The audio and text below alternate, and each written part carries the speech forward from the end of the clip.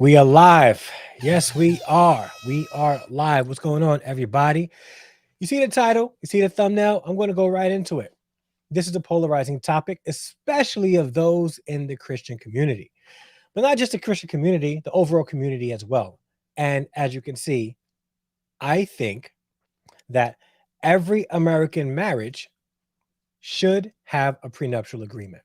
I'm going to explain to you why. So now, I already know many of the kind of arguments. Two married people who believe that they're going to be married forever should not go into the marriage with a prenuptial agreement because it shows that they have like a backup plan. Now, that's one piece of it, but that's not the major piece of it. And I think people tend to focus on that alone. Truth of the matter is this: you will always have some sort of like prenuptial agreement, whether you sign one or not. When you say your vows, before you say your vows, right? As you're saying it, you at that moment are comprising a prenuptial agreement under many would under their religious, umbrella. The problem is the state does not recognize your religious umbrella. The state will not tell you go to your church and handle your divorce through your church. The state will tell you exactly what needs to happen after a divorce, right? But the church could be a support where they will be there to help you manage your marriage and your relationship and offer that kind of support. The state really don't care. They're not going to be the ones giving you marriage counseling in hopes that your marriage can be saved. So the state doesn't really have any kind of concern whether or not you remain married. The issue is this, though: without a prenuptial agreement, it's the state that determines what happens with your assets if you do get a divorce. Okay. Now, that's why a lot of people focus on the negative part of a prenuptial agreement or the negative stigma that comes with it, right? Let's go into the definition of a prenuptial agreement.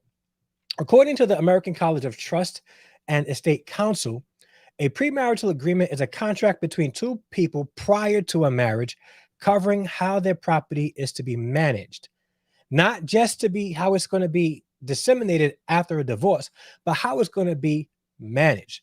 Now, people think that a prenuptial agreement is simply for the purpose of a divorce, like a just in case, like a backup plan. And that's not the case at all. And I think that there's a negative stigma behind it because that's what society, that's what social media, that's what mainstream media made prenuptial agreements to look like. We have that famous Kanye meme, about the whole prenup. Holla, we want prenup. And a lot of rich men are known to have a prenuptial agreement. Now, prenuptial agreements isn't exclusive to just people who have money. Every American marriage that needs to be legalized and sanctioned by the state should have a prenuptial agreement. And I'm going to explain to you why. Whether you're a Christian or not a Christian, whether you got married in the church or got married in the state house, every American marriage, if you got married in the United States, should have a prenuptial agreement. Okay. The negative stigma around prenuptial agreements is that it's a backup plan. It's there just in case. And a lot of people will have this kind of saying. People would say, well, what's the sense of a prenuptial agreement? It's like saying that you are expecting the marriage to fail. And that's not the case. That's not the case.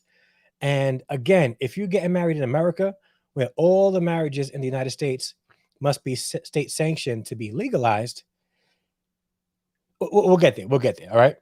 Understand this. This is going to be triggering to some people, especially those of the Christian faith, just like me. Danger. I didn't always agree with prenuptial agreements.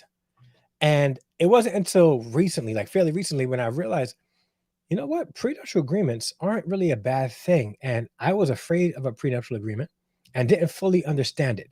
And I wanted to shout out the lead attorney, who I don't really watch a lot of his stuff. The vulgar language and stuff don't really, you know, I don't really rock with it. But he did school me on a couple of things about a prenuptial agreement. And I've done some reading about prenuptial agreements. And I realized, wow, if you get married in America, where all the marriages in the United States must be state sanctioned to be legalized, every American marriage that needs to be legalized and sanctioned by the state should have a prenuptial agreement. And I'm going to explain to you why. Whether you're a Christian or not a Christian, whether you got married in the church or got married in the state house, every American marriage, if you got married in the United States, should have a prenuptial agreement. Now, people think that you better have a prenuptial agreement. And I'll explain to you why. Shout out to Shavus that's in the chat. What's going on? Greetings. And Marley December's in the house. What's going on? Glad you are here. Okay. Now, I have brothers and sisters who are on YouTube, who I respect, who I love, who we collaborate with, who will disagree with me on this. And I respect their opinion. Okay. But my opinion is neither non-biblical, and it's not like anti-marriage. And I'll explain to you that in a second. Okay. What prenups actually are, what it actually is. People look at the backside of prenups in case you get a divorce. But prenups could actually help you like obtain a successful marriage. Prenuptial agreements dictate and outline what the two parties in the marriage will bring to the marriage. That's actually what a prenuptial agreement is.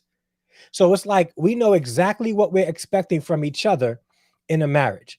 Many people get married because of this euphoric bliss that this other person makes me feel good. So I want to marry the person that makes me feel good at that specific moment. All that feeling stuff is all temporal. It's all temporal. It's not going to last. The honeymoon doesn't last. And I'll tell you now, the first 2 years of almost every marriage, statistically, is the hardest 2 years of anybody's life. You have two adults trying to mend their life together and become one. It's extremely taxing. All the friction that happens that's meant to bring you both closer together and mend you together, a lot of times, more over 50% of the time, will end up in two people getting a divorce. We got to stop getting married because we are blissfully in love with the person that we see. This is real life, people. This is real life. This is not a fantasy. This is not a Disney or Lifetime movie. This is real life. Do not marry because you love somebody and they make you feel good and they give you butterflies in your stomach. This is why a prenuptial agreement will allow you to go into marriage with a realistic mindset. What do I bring and what do you bring into a marriage? And this is key. Prenuptial agreements should not benefit one person, meaning that if you go into the marriage, whether you're a male or female, and you make more money, you should not be going into the marriage hoping that the other party signs a prenuptial agreement and that you stated the claims of the prenuptial agreement. You wrote up this and drafted, you and your lawyer drafted this prenuptial agreement, and now you want this other person to sign it so that you guys can get married. I'm telling you right now, whoever it is, if you make less than the person that you're going to marry and they drafted up a prenuptial agreement and you had no say in it, do not sign it. Do not sign a prenuptial agreement that you had no say in. Do not do it, because that's not a prenuptial agreement. That's essentially the richer person, the person who has more assets in a marriage, stating that whatever I bring into the marriage is not yours. Okay?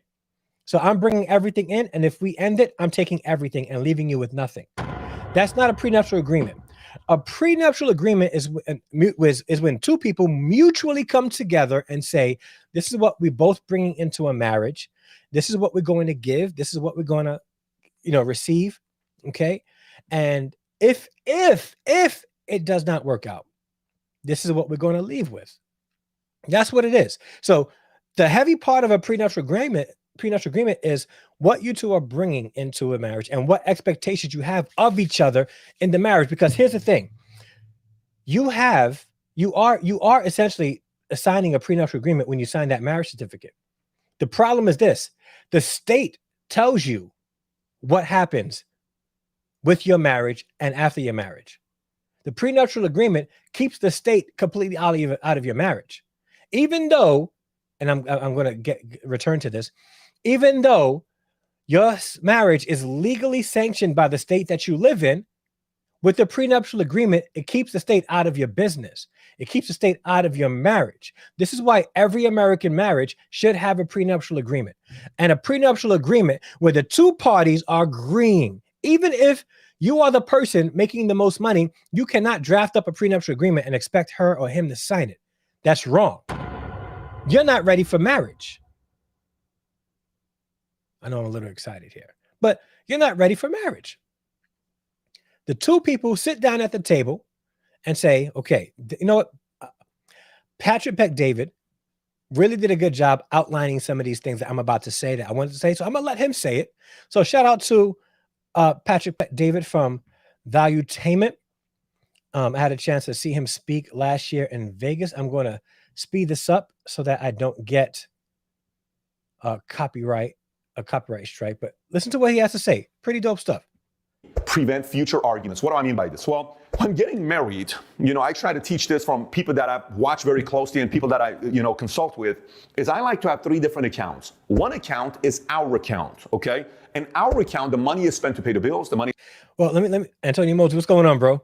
He says, in my opinion, let's say I wanted to get married. I would tell her separate bank accounts, separate insurance, and so on.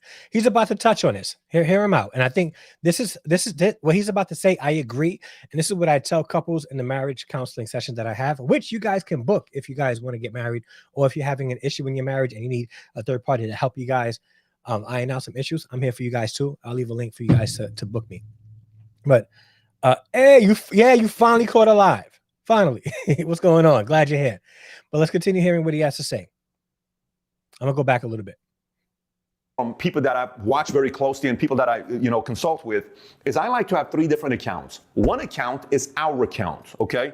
And our account, the money is spent to pay the bills, the money is spent for our kids, the money is spent for our food. It's everything that's our. Then there's her account, then there is his account, right? Her account, she wants to go buy 3 Louis Vuitton purses. It's your money, do it. You want to go spend money on one of your cousins that I really don't like, and she always asks you for money.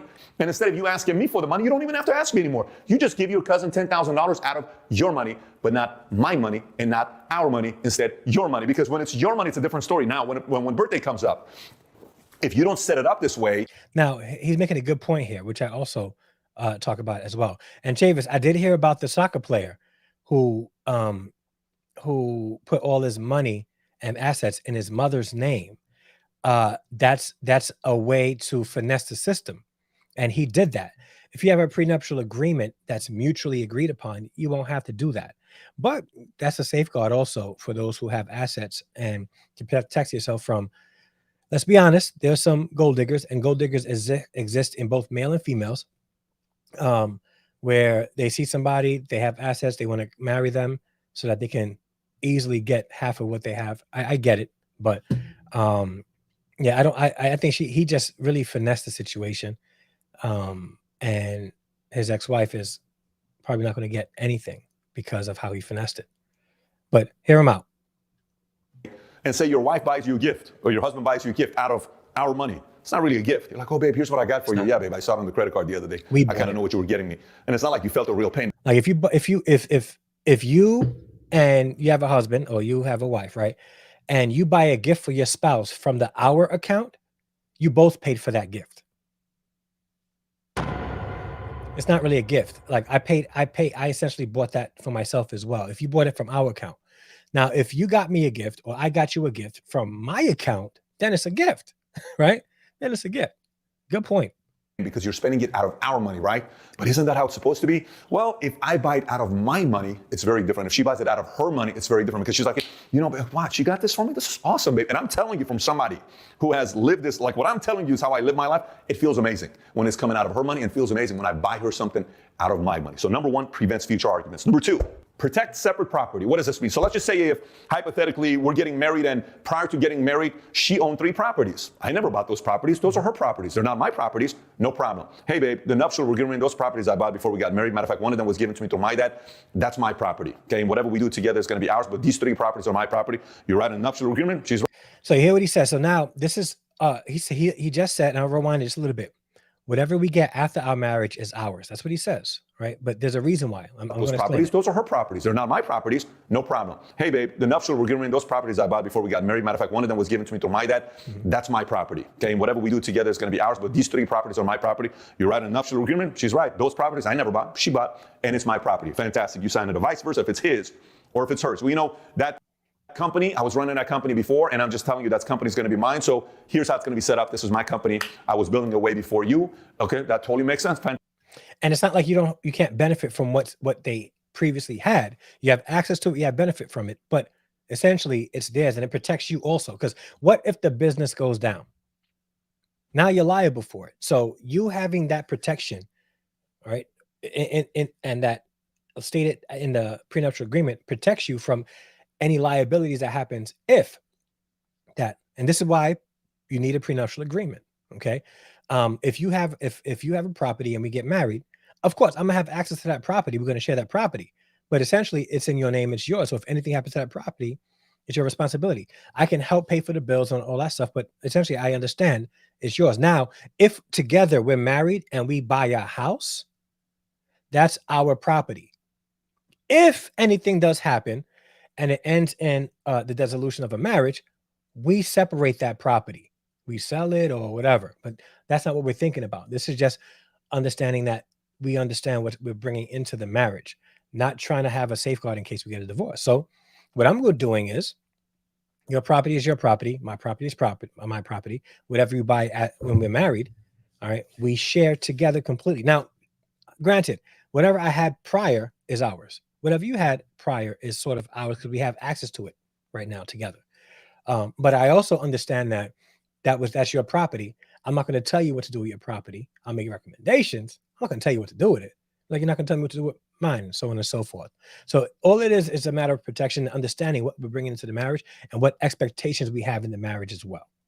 These collectibles, I had this art that I had, this collectible card I have, whatever it may be, you write it out on whatever it was, personal property assets, so it's separated, nobody can fight and bicker over it later on. Number 3, say you marry somebody who's... This is extremely important, especially in today. America is built on debt. America is built on debt, and almost everybody in America has some level of debt. If you got a college degree, you probably took out federal loans or private loans to pay for that college degree. That means you have debt. You have debt. You have credit cards, you have debt. You have a mortgage, essentially you have debt. If you have a car payment, you have debt. Personal loans, you have debt. Why should my wife be responsible for the debt I bring into the marriage? Without a prenuptial agreement, she will be responsible for it. But with a prenuptial agreement, we can outline in that together mutually saying whatever debts we bring into the marriage, we're responsible for. We can help each other pay that debt off because we love each other and we're in this together. But I love you enough to come into this marriage and sign a prenuptial agreement stating that my debt is not your responsibility. I don't want that to fall on you. But we don't look at prenuptial agreements that way, do we? We only look at prenuptial agreements as, oh, wow, the rich person's going to get off and leave the person that doesn't have much with nothing. That's not how we should be looking at it as a whole. All right. Well, let's get into this. Coming with $150,000 of debt. If you don't clarify that, that's officially both of your debt. But if you put in a nuptial agreement and say, listen, that $150,000 of debt, that's your debt. That's not my debt. That is your debt. And that's in our agreement. This is your debt. No problem. I totally get it. I'm willing to marry, but babe, $150,000 of debt. I didn't have it a day before I got married. I don't want to all of a sudden get a $150,000 credit card debt. Doesn't that make sense though? And doesn't that put your spouse in a position to trust you a little bit more? I came into the debt with $150,000 and in debt. I don't want this to be on you. So please, let's sign a prenuptial agreement so that that responsibility, that liability doesn't fall on you.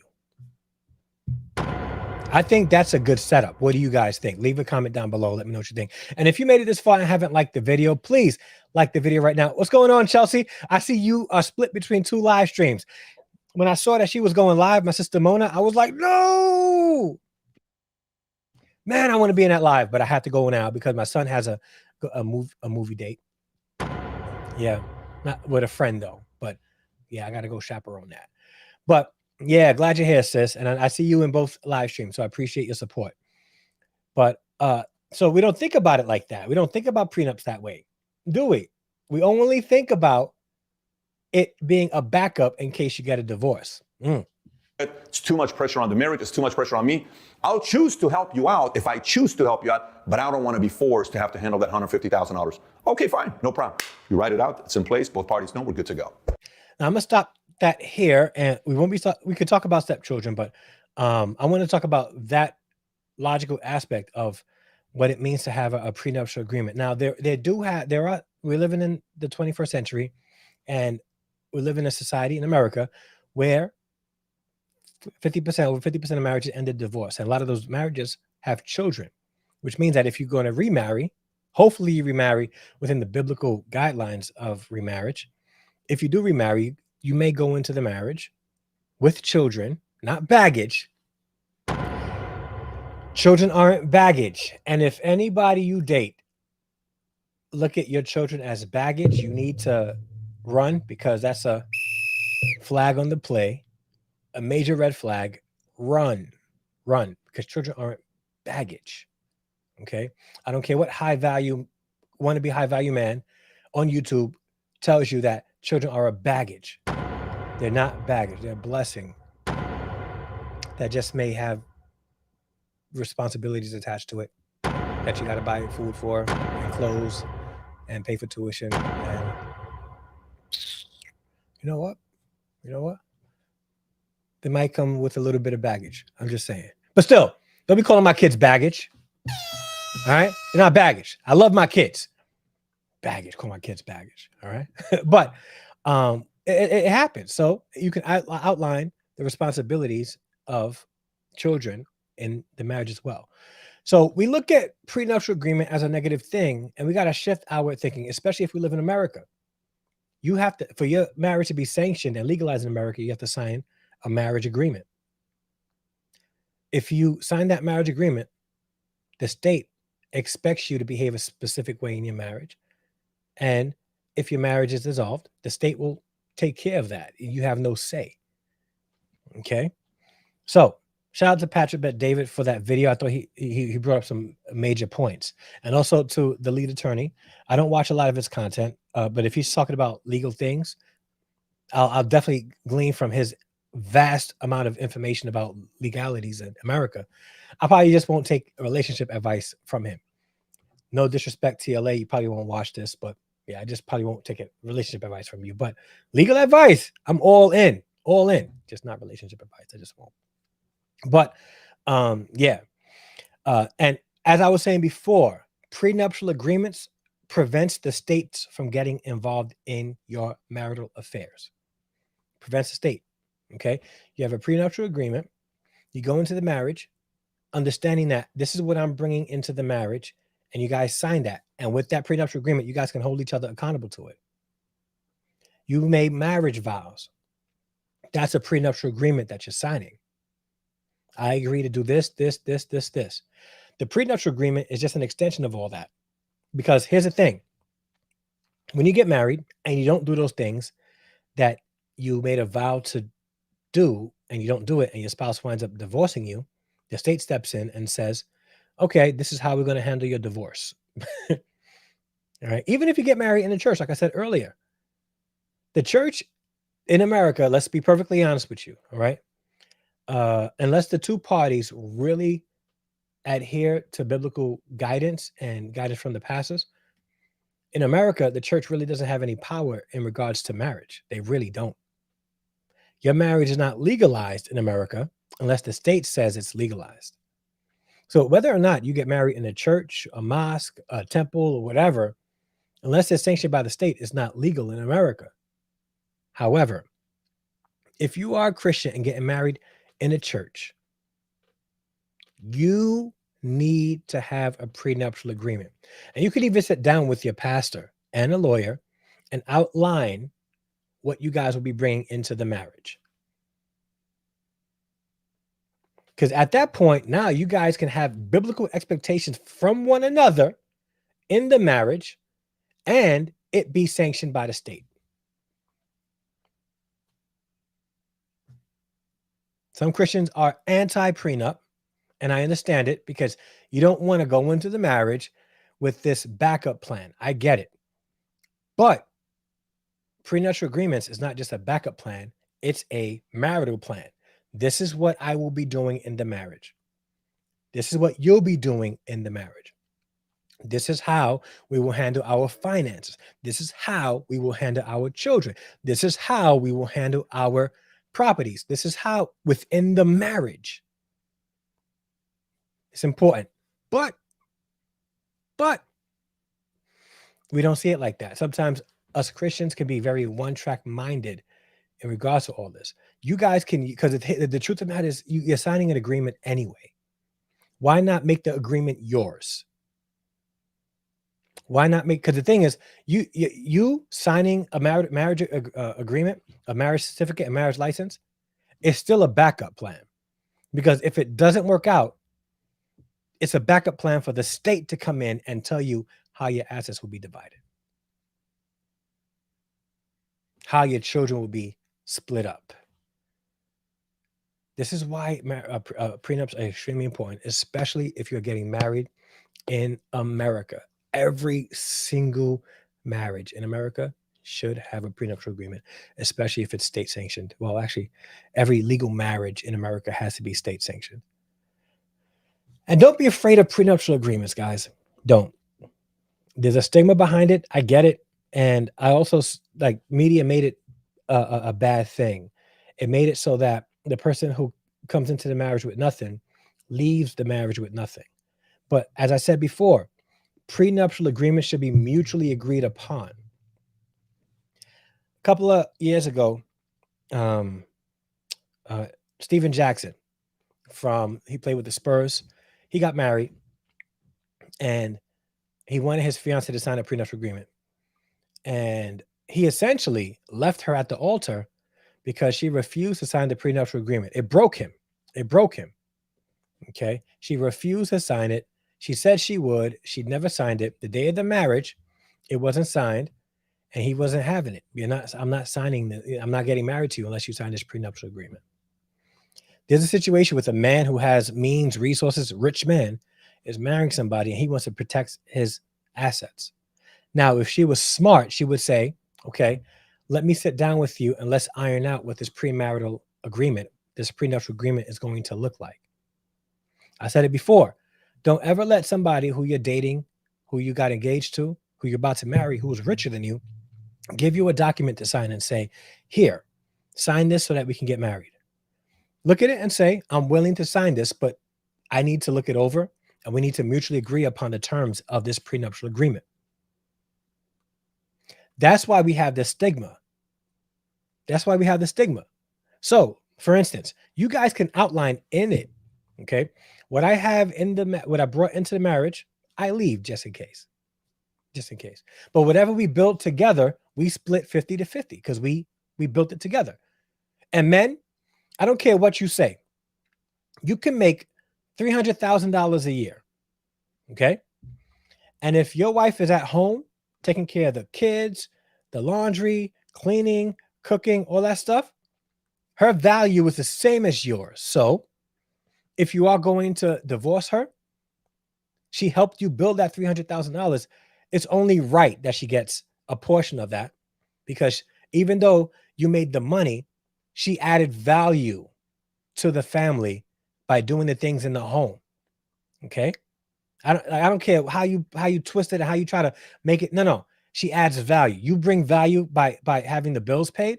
She brings value by keeping the home. It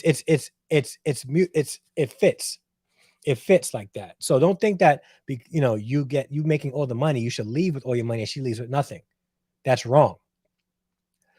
A prenuptial agreement will outline how you guys will operate. So in the prenuptial agreement, you can say, I am going to be the primary breadwinner. She's going to stay home.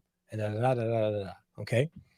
Then if the marriage doesn't work out, because she added value in that way, she will receive this amount. Now she can agree to it or not agree to it. And then you guys come together, compromise, come up with an agreement, and then sign it. Okay. I got a disagreement. Let's talk about it. Antonio Mosey, what's going on? I disagree. $300K is my money, not hers. Well, the thing is, let's be honest, then you shouldn't be married. If that's your honestly, if that's your viewpoint, then you really don't have any business being married. It really isn't. If she's not working and you're the only one working and she's doing everything in the home and you're bringing the money in the home, you devalue her by making her seem like she's not worth anything. The person and this is men or female, the person who makes the most money is not the most valued person in the home. It's just not the case. It's not the case. It shouldn't be that way.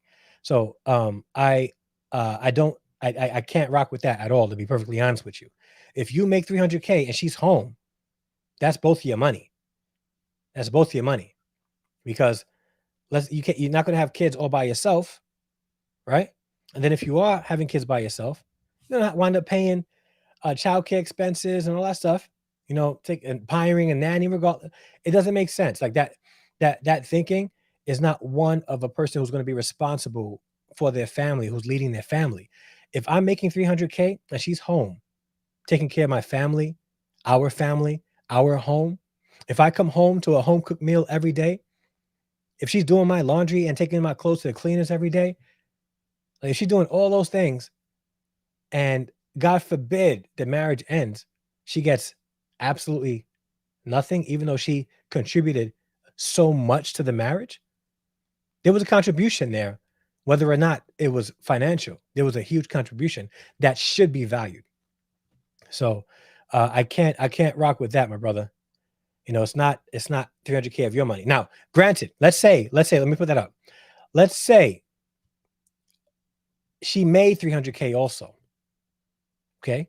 Let's say that in the premarital agreement, prenuptial agreement, in it says that she will be working also. Then you have a point. Then you can say your salary is your salary, her salary is her salary. But if you have a prenuptial agreement, and in that it states that she's going to be home, you're going to be the primary breadwinner, it will be extremely wrong, unethical, immoral, all those uns, for you to say that the 300K that you make is just yours. It just doesn't make sense. She wants to protect her and her children from him choosing to destroy the family and hurt the children emotionally with no consequences, usually forcing the home to be sold. Thoughts? Hold on, let me go back up because I think you mentioned. Hey, Dre, my daughter wants a unique prenup. This is what happens if you choose to leave the marriage, maintain house kids were raised in, support your children, and support her staying home continued. So you're saying that, like, so if she get a divorce, she wants to be able to stay at home, stay in the house, and have him pay for it. And she wants to protect her and her children from him choosing to destroy the family and hurt the children emotionally with no consequences, usually forcing the home to be sold, etc. Thoughts? Nah, so if there's a family home in the prenuptial agreement, whatever you come into the marriage with, you guys can state is separate properties. Whatever you build in the marriage, you guys will share. But if you come into a marriage and you already have property that you own prior, you can set it up where it's still mine, still ours, it's still my property. Okay, you're living there, all that stuff, but it's still my property. It's not going to be ours. You can outline that. But I got to be honest, I don't know about the whole paying for her to stay home and stay with the kids, because that's what she was doing in the marriage, unless it was outlined in the prenuptial agreement. But I'm no legal expert. But yeah, it just doesn't sound. Again, a prenuptial agreement should not benefit an individual. It should benefit the couple. It should be mutually benefiting to both people in the marriage, not just one. That's why a rich man who wants to draft a prenuptial agreement and then tell a woman that she needs to sign it for them to get married, that's not mutually benefiting in the marriage. It has to be mutually agreed upon for it to fully work. And this is why people have the negative stigma about prenups in the first place. The truth about prenups is this: it could be mutually agreed upon. And essentially when you get married as is, you're doing that, except now you're doing it on your terms. These are my terms. These are our terms. And again, you can invite the pastor in, you can invite the lawyers in and draft it up in a way that it's biblical. It holds one another accountable biblically and all that stuff. What's going on, Bella? Glad you're here. So don't be afraid of prenups. It sets the terms of your marriage. This way you set the terms of your marriage, not the state. Not the state, because the state will step in and tell you what they think is right. A prenuptial agreement leaves the state out of your marriage, and if you are a Christian, if you got married in the church, if you are an American, you need to have, or get married in America, you need to have a prenuptial agreement. Because if you don't, the state will tell you what you need to do. Let me clarify it, not legally, morally. She would be forced to work when they agreed to have her homeschooled, Christian teaching. He forced them to sell the home. She can't say no. Wow. Wow. But this is why, like, the whole prenup is important. That's messed up. And I know of a situation like that where somebody went through something similar recently, and it's hard. Like, without that prenup, it's the state tells you what you're going to do, and if the marriage ends, it's going to happen. So that's why I say a prenup will help you state the terms, not the state to state the terms. But the thing is, everybody's got to pivot also in a marriage. Morally, if the marriage is dissolved, if he's leaving the marriage, again, I'll say it like this: if he wants to step out of the marriage and divorce, she can state in the prenup, if you leave without just cause, right, then you need to pay for our children. Since I'm homeschooling, you need to be able to support me while I continue to homeschool our children, or you pay 100% of the Christian school curriculum tuition. You can do it that way also. But I think this is messed up, and this is one of the reasons why I think having a prenuptial agreement is important, because you guys state the terms, not the state. Because if you don't have a prenup, essentially you're letting the state come in and say, all right, what we say goes. What we say goes. And the almost every state, truth be told, will always favor the individual who makes less, which in most cases is the wife in the marriage.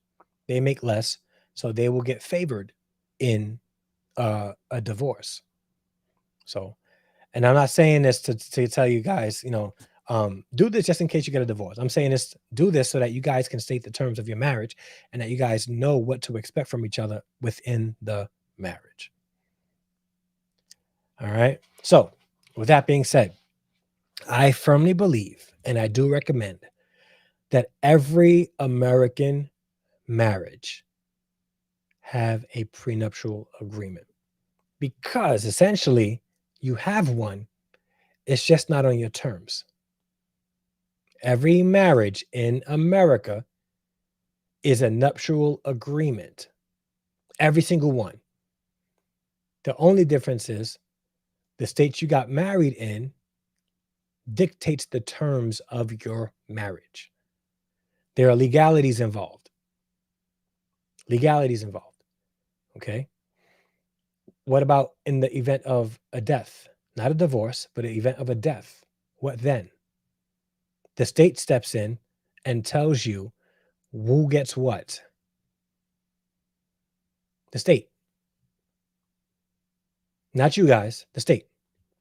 Especially if you don't have a prenuptial agreement. Because every marriage in America has a nuptial agreement. You sign something. So if I recommend anything, right, I would recommend getting a prenuptial agreement. I would say this, all right? Book me for pre-marriage counseling. In the pre-marriage counseling, we can go through, have a whole session where we invite your lawyers, and we can have a session where we outline what you guys expect from one another in the marriage, and to put that in the prenuptial agreement. I think churches should be legally allowed to have prenuptial agreements and it be honored by the state. That's what I feel. But who am I? This topic definitely has a lot to consider. Absolutely. And marriage is not something to be entered into thoughtlessly or irreverently. And we hear that almost at every wedding. We have to really think about it. Yeah, but I am focusing on the legalities of it.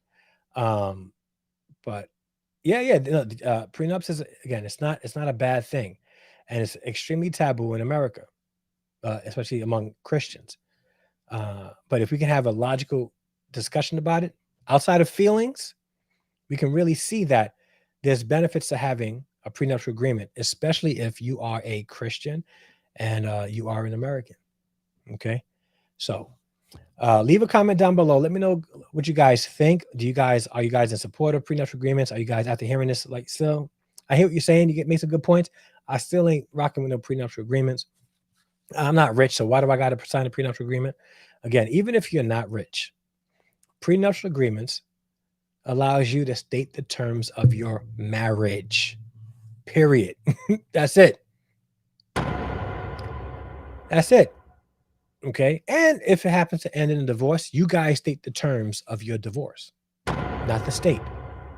You guys state the terms. You. So, yeah. Oh, yeah, I absolutely can plug my men's therapy. I'm going to leave a link right now. Hold on. Hold on. Let me see if I can put it in here. Let's see if it works. Let's see if it works. Let's see if that works. I have it set up with my Streamlabs. I don't know if it's going to work. If it doesn't work, I'll get the link.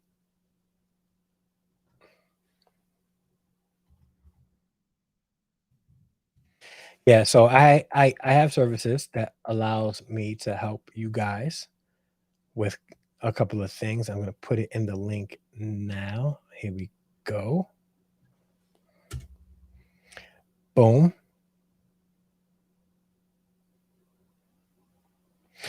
Bella Rings, I need you to do me a favor, sis. Hit me up on IG. I tried to, I was doing a live stream and I saw that you was going live right after me.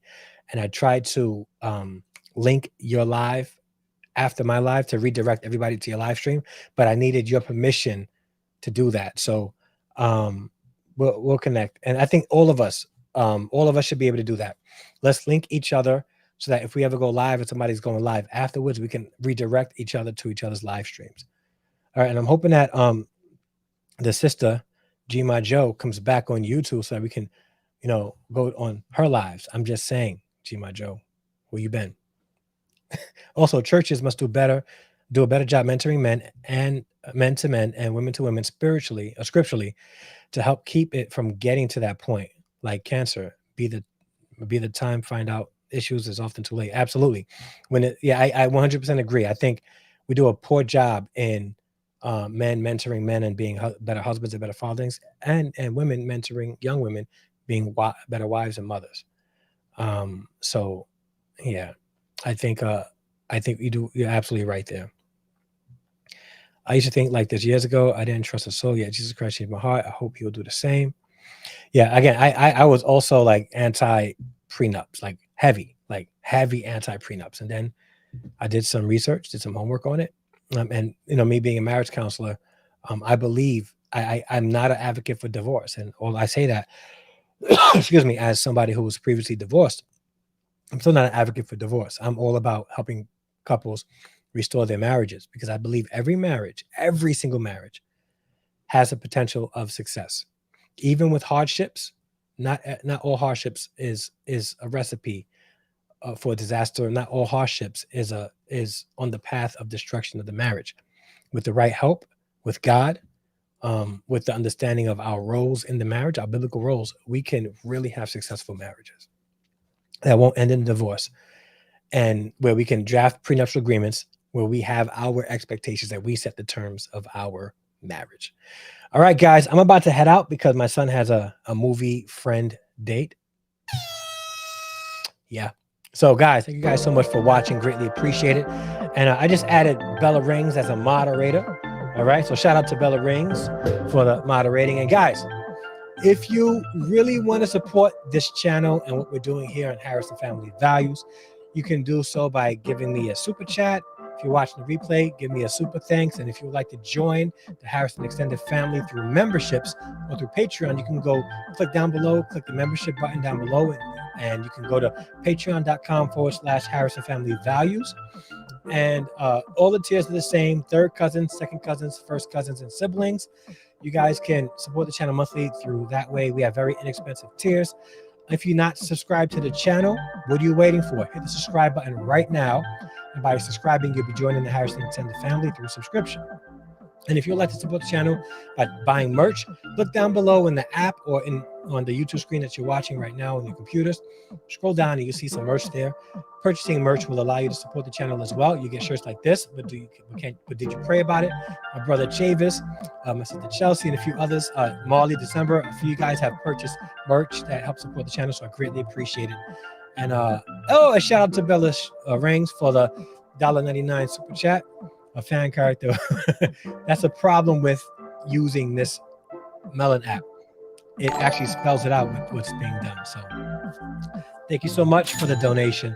And guys, don't be afraid of prenuptial agreements. It's not a bad thing. It really isn't.